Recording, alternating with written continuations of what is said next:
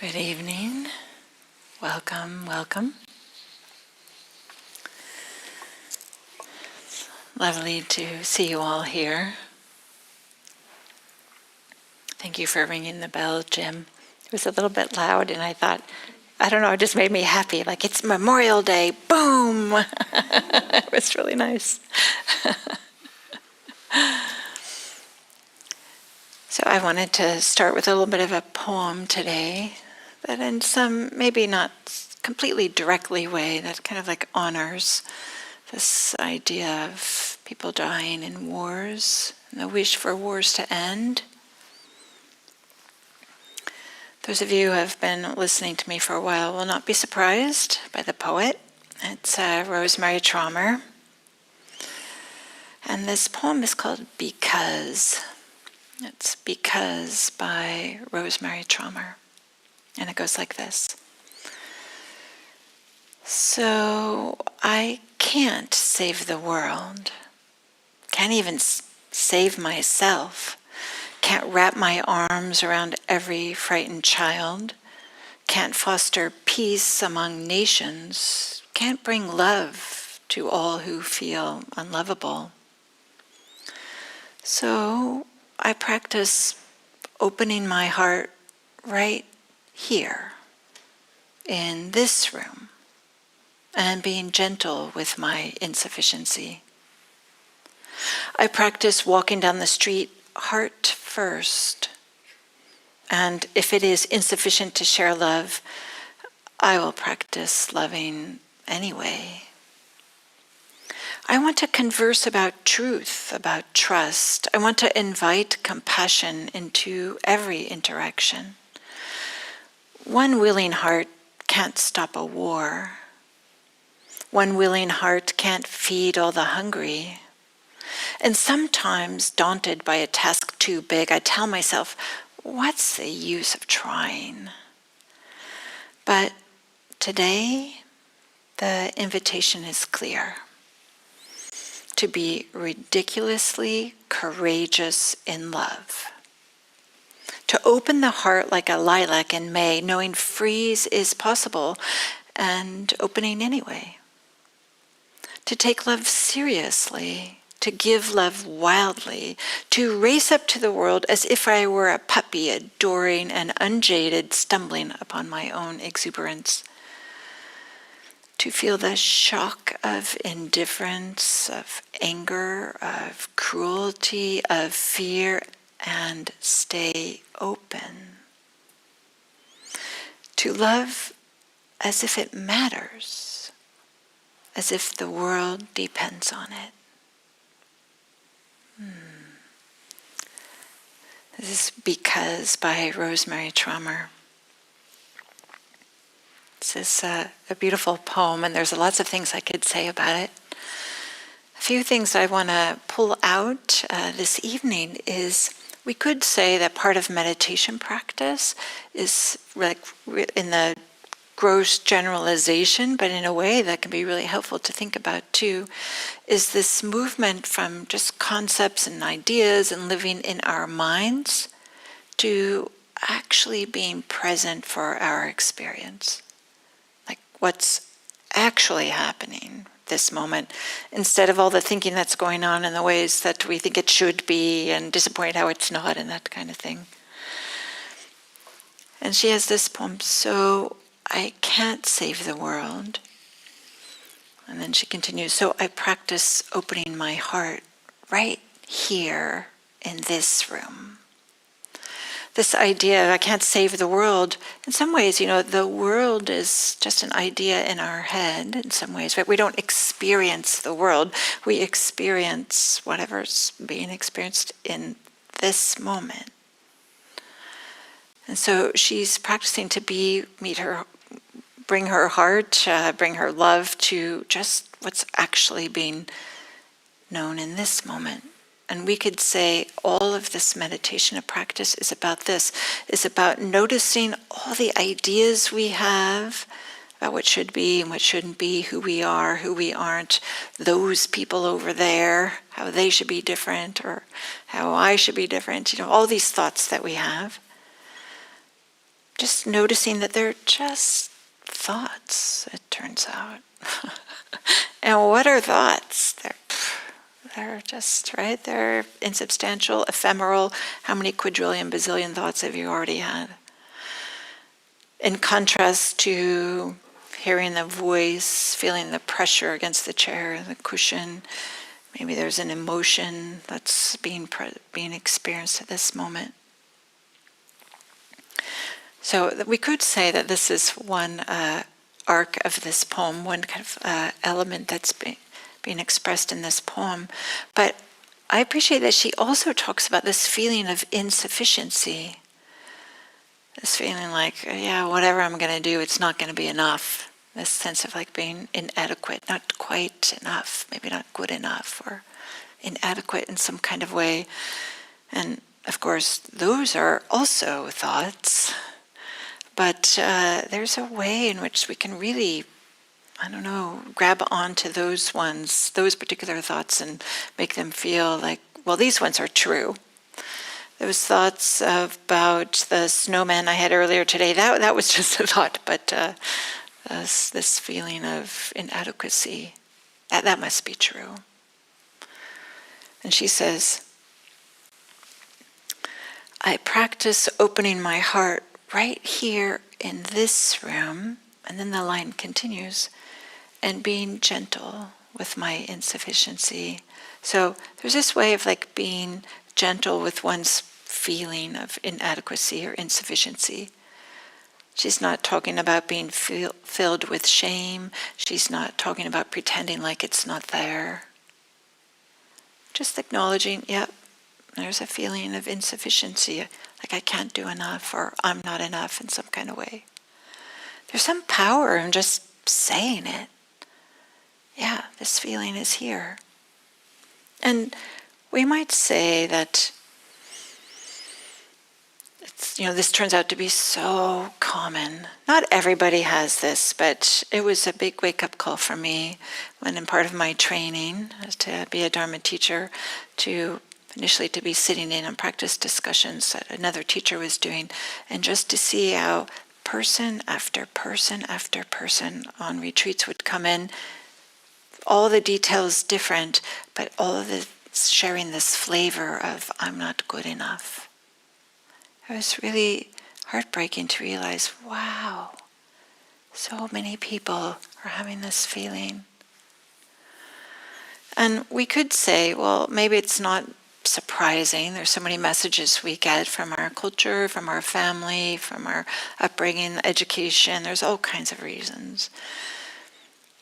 And there's also maybe even this way in which we receive these messages that it's of individuality, like, okay, I have to do it all by myself. I got to make it happen, and I want this, and I don't care what you want. I'm exaggerating a little bit, but there's this way in which this message is there. In order for you to succeed, you got to go out and do all kinds of stuff. Or if you aren't like that, or if you do say, I need to kind of like honor and respect my actual experience right now, there's a way, and sometimes it can seem like selfish if you're not out there trying to save the world or doing, trying to end the hunger that she talks about in this poem. So there's been a way in which we've kind of often been dismissive of what's happening to us, our inner life, our specifics, and this way that kind of like undermines our sense of worth, maybe, our sense of being okay, sense of being adequate or sufficient. So there's this way in which with Buddhist practice, some of you may be familiar with this, is that we don't have to wait for chance, or we don't have to assume that we have to have had a different childhood or something in order to feel okay inside.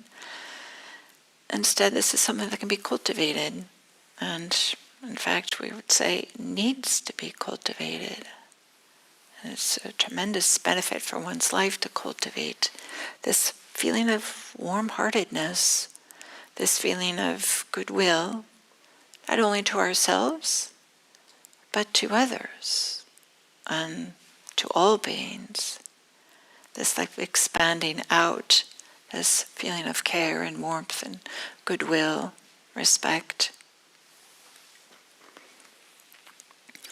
And in Buddhist practice, this gets developed, we could say, to these universal dimensions, having this without limits, without exceptions, without distinctions, just having this orientation of goodwill. And for some of us, we might hear something like that, like, oh, isn't that cute? And it might feel like maybe this is saccharine or artificial or feels ooey gooey in some kind of way. But there is this way in which we can train the heart and the mind, and that it does have this natural orientation towards goodwill, or warmth, or care, or loving kindness, or respect. Different words. You can choose which word you like the best. Often this is called Mettā. Mettā often gets translated as loving kindness, but it's not a single thing. It's not like a single feeling, and then we're like, do I have it? Do I not have it? Like it's this binary switch or something like this. More, it's like maybe sometimes it feels like it has some warmth and gentleness. Or maybe sometimes it feels bright and energetic. Or maybe sometimes it has this quality of healing and caring for ourselves or for others, but maybe it has a soothing quality to it. Just this warm-heartedness, or maybe even that's going too far. Maybe it's just this softness and openness. Because when I first started practicing with Mettā, with loving kindness, I started to notice how all the ways in which I wasn't feeling loving kindness. All the times and places I got irritated or annoyed with myself, with other people. It was kind of really highlighted that, and it was uncomfortable. It was hard to see that. I thought I was a nice person, but then I started to notice everything that wasn't Mettā started showing up. And this turns out, I didn't know it at the time, but this is a standard part of the practice. It's not a mistake. It can feel like, oh, I must be doing this wrong. But it's part of this, we could say, the purification, the cleansing, the opening of the heart and mind. So, some of you will be familiar with this idea of loving kindness practice. Just briefly, I'll say that it's a practice. It's like a different meditation practice. And maybe as a brief aside, I will say Monday through Friday, 6 p.m. to 7 p.m. is what we call happy hour. That's happening on Zoom. So 5 days a week. This is being taught that type of meditation practice on the IMC website. You can find a link there. And I taught that for a number of years. It was beautiful, beautiful. All these people that coming to, open the heart. So briefly, I'll describe what is that practice.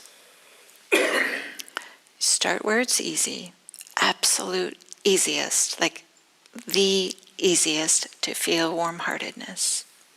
For many people, this kittens or puppies or babies, maybe like generic kittens, puppies, babies, whatever feels like, oh, whatever kind of has that feeling for you.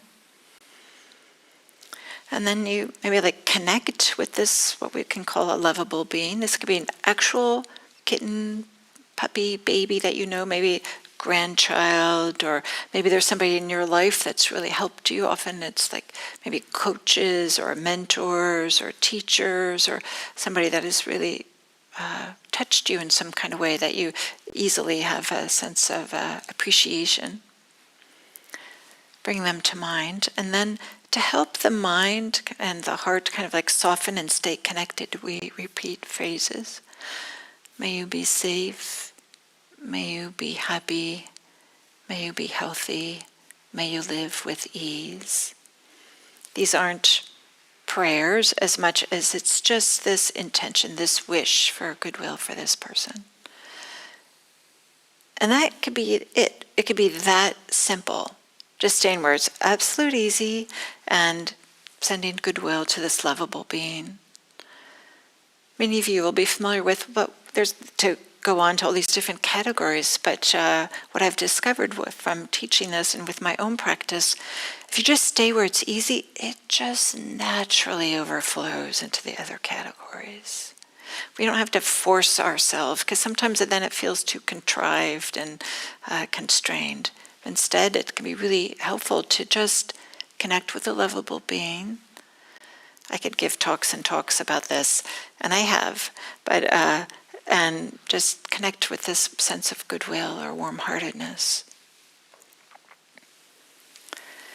And there's Rob Burbea, who is a Dharma teacher. He's did a number of Dharma talks and did a number of retreats on Mettā, and he had this expression that I really appreciated about it. He said, "We don't have to be a squeaky clean Mettā machine." Like this idea, like when we hear these ideas of loving kindness, we might have this idea of that, well, it feels like maybe it's robotic. We repeat phrases and we were wishing goodwill. Maybe it seems a little unreal or unrealistic in some kind of way. But there's a way in which we, all of us, it allows our personality, our uniqueness to be a part of it. It's not like we're just marching along to a particular drummer and exact in step. It allows us, it honors our own humanness, our own potential for having big, beautiful hearts.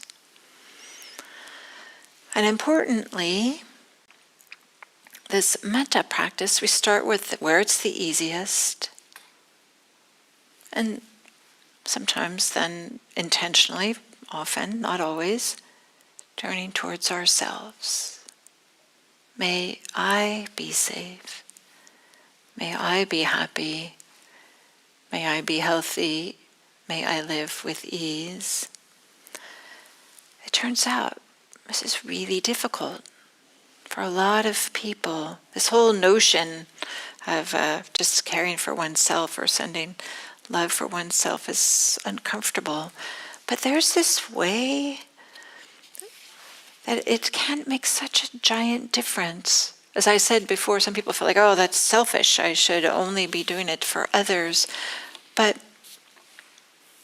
we could say that having a relationship with ourselves of care and warmth, then we stop demanding it from everybody else. We stop demanding it from everyone else. And then just think how your life is different if you don't feel like you have to just always be met with care and warmth and some love. Just think how your life would be different if you had this healthy, positive regard for yourself. You'd be willing to take risks, learn new things. You'd be creative, because you're not so much afraid of fear. You don't have fear of failing, like, oh, okay, that creative thing didn't work. That's okay. I'm still okay, even though I did this. Or what would it be like to just love others freely?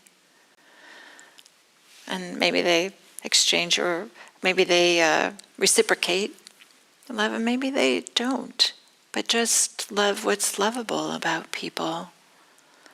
And then you'll find that people start to show you their the most lovable aspects. It's quite something. There's a way in which what we expect from people, they often are showing us. Not in the obvious ways that we'd think, but it's quite remarkable. Don't underestimate how powerful this can be to have this positive regard for ourselves. So not only does it help our life unfold in a different way, but it becomes a foundation from which we can give to others. It becomes a foundation from which we can grow from or build from. So rather than it being about what we think we deserve or what we think that we've done or not done, it's this recognition that we exist, we're here, and that's good enough. It turns out that's good enough. It's not like we have to achieve and attain something. And this is such a way in which it definitely is a gift to others, not kind of like demanding this love from others. And then, maybe I would say importantly, there's this warm-heartedness towards ourselves, helps us meet our resistance to so much of what's happening in our life. It's not uncommon for us to meet our experiences with this subtle or obvious, no, I don't want that. I don't want to feel that pain in my knee. I don't want to feel hungry. I don't want to be too hot. I don't want to have a boss that's like this. I don't want this. I don't want that. I don't want this. I don't want that. And so much of our life is saying like, no, no, no, no. And often this no is thoughts, because we've thought up in our mind, completely 100% made up in our minds, how things should be.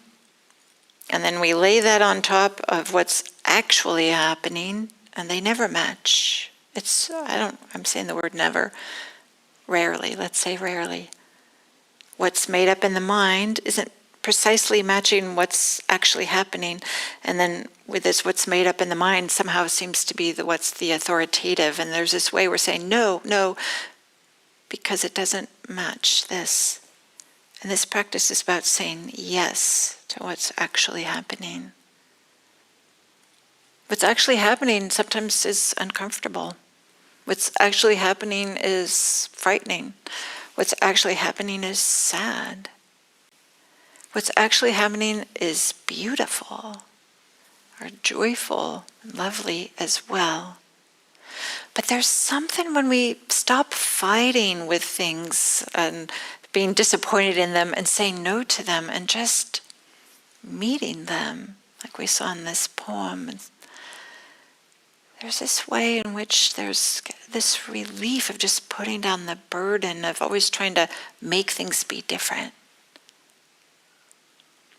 I am not saying to be passive. I am not saying don't have goals and work towards them. I'm just saying, notice how often you're saying no in subtle and obvious ways. And doing this loving kindness for ourselves helps us say yes to what's happening, the uncomfortable experiences. Because let's be frank, a large part of life is uncomfortable. It doesn't go exactly the way we thought. Sometimes it goes better. And sometimes it's just different. It's just different. It's not better or worse. So, how can we, or maybe I should say, I want to say a little bit more about resistance.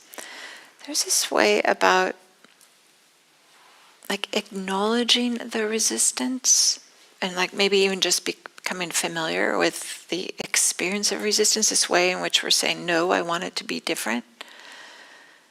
If we can say yes to the resistance, like the resistance doesn't have to go away, just say yes to the resistance because that's what's happening in the present moment.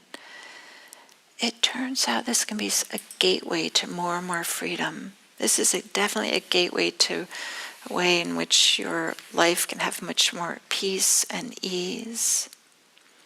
This way of which going into the resistance can be a portal into, as I said, so many of the ways in which we're saying no, and they begin to soften. They begin to Maybe we're choosing what we've been rejecting in some kind of way. Sometimes the reason why we're saying no is because maybe there's an aspect of ourselves or something we're really trying to avoid because it's uncomfortable. But saying yes is a way in which things can kind of be more collected. We don't have to try to excise those uncomfortable parts, and they start becoming together, and there's a sense of wholeness that starts to gets created and experienced. So loving kindness for oneself really can make this giant difference in our lives. It might seem sappy, and I like this word saccharine, but it turns out to be really powerful to help us meet what's arising. You might say, okay, well that sounds nice, Diana, but is there a way that we can do this? Because really, it's not so easy necessarily. I know for me, the first time that I did Mettā practice, I thought yeah, give me the real stuff. I wanted to, do some insight practice. And insight practice is absolutely important and is an integral part of this path toward freedom. But I would say there will be a limit to how far you can go with insight practice if it's not also a certain amount of willingness to open and soften the heart. So how can we do this? There's this way, can we just have a little confidence in the notion of practicing with loving kindness is very much like planting seeds in the soil. So we often don't see when seeds in the soil are starting to germinate, and they do their first part of growth. Right there in the soil, we don't see them. In the same way, loving kindness practice, wishing goodwill for the lovable being, may you be safe, may you be happy, may you be healthy, may you live with ease. You can feel like, really? Is this all I'm going to do? But there's a way in which it kind of like conditions. We could use the expression neuroplasticity is this continued reorientation. And it gives the mind something to do other than ruminating about terrible, unhelpful things. It's not necessarily even terrible, but so many of our thoughts turn out to not be so as helpful as we wish they would be or could be. So what helps this metta to expand and to have a big impact in our life? It's a little bit of confidence or trust, and this idea that even though we can't see that the seeds that were planted are immediately sprouting, doesn't mean that they're not having an impact. Doesn't mean that they're not having an impact. And if it feels like, wow, this is kind of dry and mechanical, and I'm not so sure about this.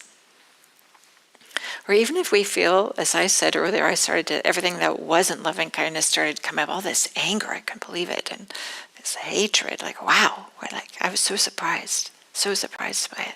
It just started to come up. So I was on a retreat, and I had been practicing for some time with loving kindness, and I was very sheepishly telling the meditation teacher, and she's like, it's okay, Diana, just keep going. And I trusted her, and I did. And it made a big difference. So even if what's coming up is the opposite of loving kindness, can you hang in there with it? And not jump too much into judging how things are, like, oh, this doesn't work, or I don't like it, or something like that. Because maybe there's this sense in which what's going on under the radar isn't seen, isn't felt. So you might say, well, what's the relationship between loving kindness practice and insight practice? And I'll just say briefly, different people practice it different ways. Some people will, and there's been seasons of my practice that I've done it differently, but some people will start the first part of they'll do 5, 10, 15 minutes of loving kindness practice, and then do 15, 30 minutes of insight practice. Or there'll be some people who'll start with down insight practice, or I'll say mindfulness of breathing, and then realize, oh my gosh, the mind is crazy all over the place, and I'm really agitated and restless, and so then they'll just switch to loving kindness practice, which has a calming and soothing way to do it. And some people will just say, okay, I don't know, Monday, Wednesday, Friday, I'll do loving kindness. Tuesday, Thursday, Saturday, Sunday, I'll do mindfulness of breathing. Or Mondays, I don't know, you just like do a whole sit, one or the other. So you can play around with it, explore with it. And you'll start to see that if we have this loving kindness practice, it really starts to impact the like mindfulness of breathing, the insight practice. There's this warm-heartedness that starts to show up with whatever's being known, whatever's being seen with our meditation practice. It just starts to unfold in a much more smooth way, helpful way. So I'm going to read this poem again, maybe in this context after hearing this. This poem is called Because by Rosemerry Trommer. So I can't save the world, can't save even myself, can't wrap my arms around every frightened child, can't foster peace among nations, can't bring love to all who feel unlovable. So I practice opening my heart right here in this room and being gentle with my insufficiency. I practice walking down the street heart first, and if it is insufficient to share love, I will practice loving anyway. I want to converse about truth, about trust. I want to invite compassion into every interaction. One willing heart can't stop a war. One willing heart can't feed all the hungry. And sometimes, daunted by a task too big, I tell myself, what's the use of trying? But today, the invitation is clear. To be ridiculously courageous in love. To open the heart like a lilac in May, knowing freeze is possible, and opening anyway. To take love seriously, to give love wildly, to race up to the world as if I were a puppy, adoring and unjaded, stumbling on my own exuberance. To feel the shock of indifference, of anger, of cruelty, of fear, and stay open. To love as if it matters, as if the world depends on it. To love as if it matters, as if the world depends on it. So I think I'll close there and open it up to see if there's some questions or comments. So thank you.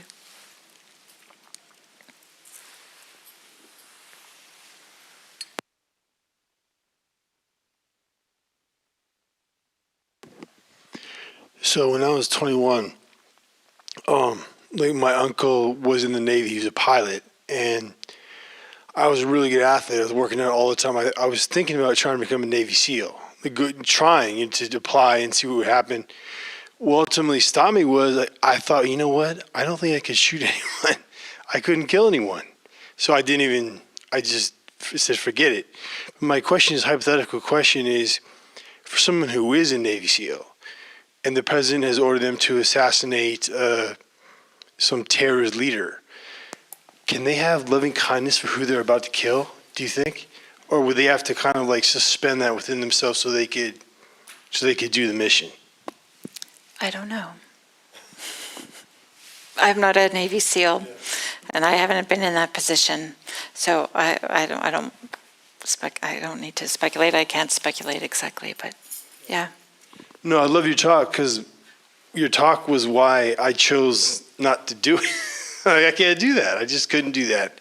You know, my uncle wanted me to, and he was pushing me to, but I said, you know, I can't. I couldn't shoot someone, so that's why I just gave up on that. So. And there's lots of avenues of things to do with one's life other than that. Yeah. Yeah, great. Thank you. Thank you.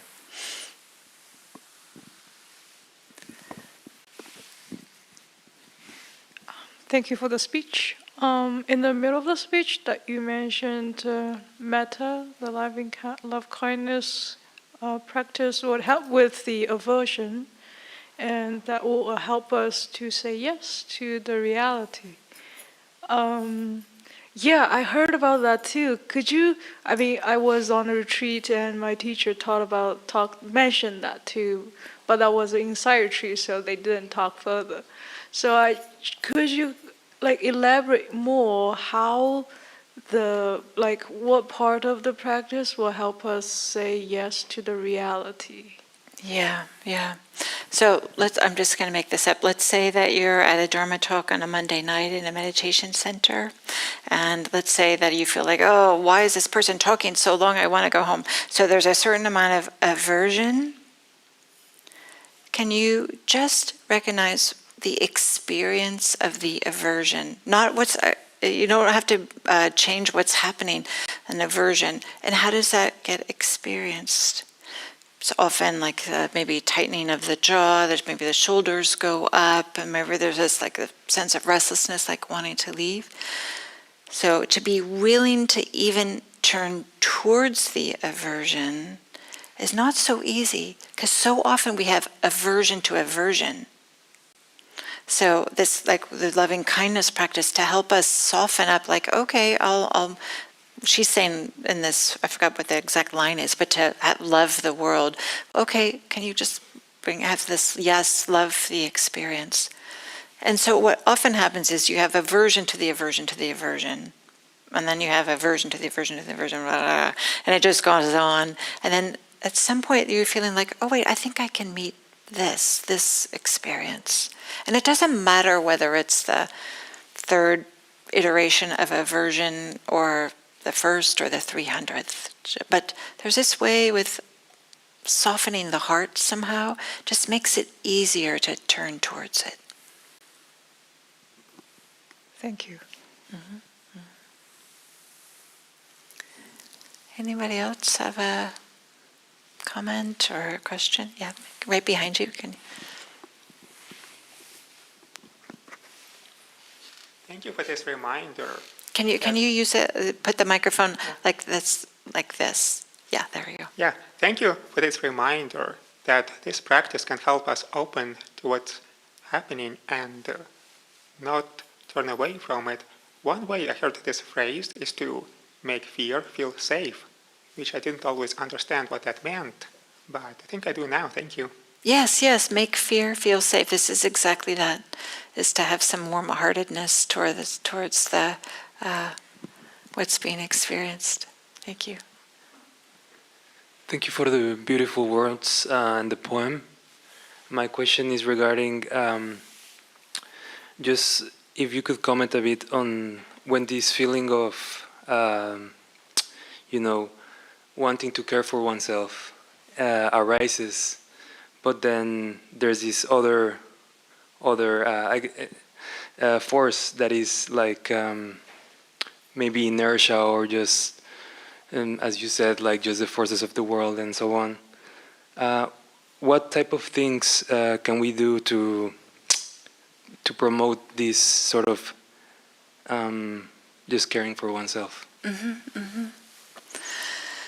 Can you care for that feeling of not wanting to care for yourself? Whether it's the inertia or, often there's a sense like, no, you have to work harder, you have to achieve more, attain more, right? There's so much of that message. Can you care for that feeling like, oh yeah, okay, here's that feeling, I have to achieve more, I have to attain more. Hello, that feeling. I kind of wish you weren't here, but here you are. So there's this way we don't, just to acknowledge it. And it doesn't mean that we're not going to stop wanting to achieve and attain immediately.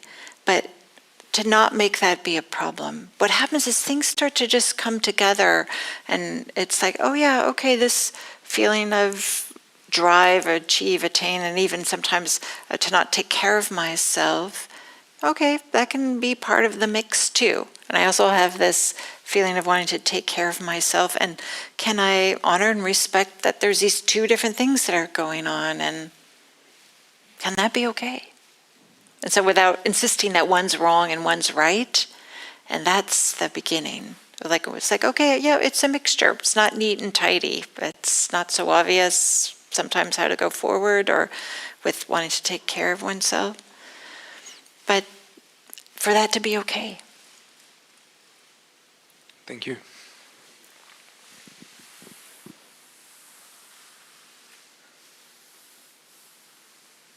Anybody else have something they'd like to say?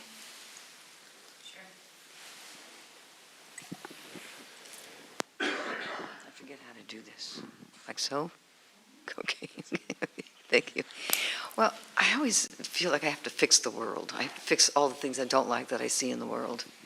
And other people too, of course. Of course. That's how it works. And I can't seem to get away from that. It's just this obsession I have. Like if I see a woman walking down the street and she looks so much nicer than she looks, but she's dressing like a slob. And all she has to do is just, whatever, not much, but, it sounds like maybe you know what I'm talking about. Maybe, I don't know. Yeah, this is quite something. So I have a few things to say about this. Okay. Often when we're, the way that we have about what we're seeing external, it's not so different than what's happening internally. That same kind of voice is often we're thinking like, oh, I really should be doing this or that, and that person over there really should be doing this and that, the same type of thing. If you look closely, we'll see these same type of energies. So it's actually me then, and not the other person. Right, we're just one person, right? And we're not like we have a completely different inner life that's completely separated from our outer life.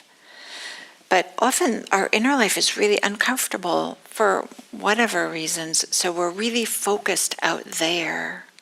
Like I want to fix things, and this idea of wanting to fix things is related to wanting to control things.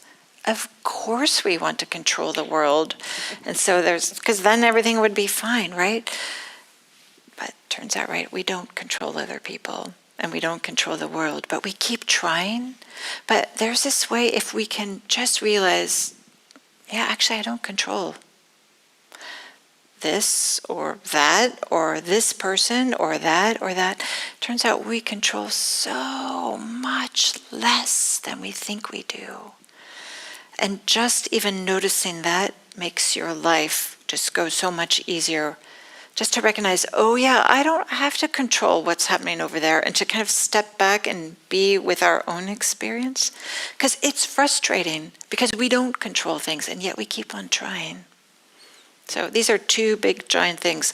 The idea of trying to control, and the way that often we're busy with things out there. I'm using this word busy just to we're oriented towards things out there when what's in here is really uncomfortable, or maybe not always uncomfortable. It's just not a habit to be familiar with what's happening with ourselves.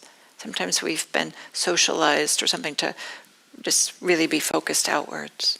So I shouldn't say it's only just to be uncomfortable. How does this sound? That sounds pretty good. Well, a girlfriend of mine is just always trying to fix me. Always. So my result, what I should do is just change the subject, right? Because she asks me how I am, I tell her how I am, and then she said, well, if you did this and you did that, and have you thought about doing this and that? I'm becoming like her in a way, and I hate that, because I don't like when she tries to fix me. Well. Yeah, and so I'll tell you sometimes what I say if this happens to me. Oh, Diana, you really should do it. And I say, I know, wouldn't it be great if you could control everything? And then you kind of laugh, and I realize, oh yeah, okay, I'm just trying to control you, Diana. That's a pretty big responsibility. Yeah, right. So.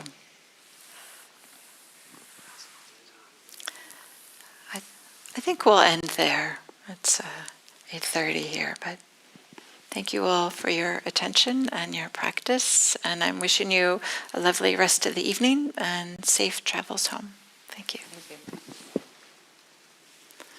And if you'd like, you're welcome to come up here and talk to me if you'd like.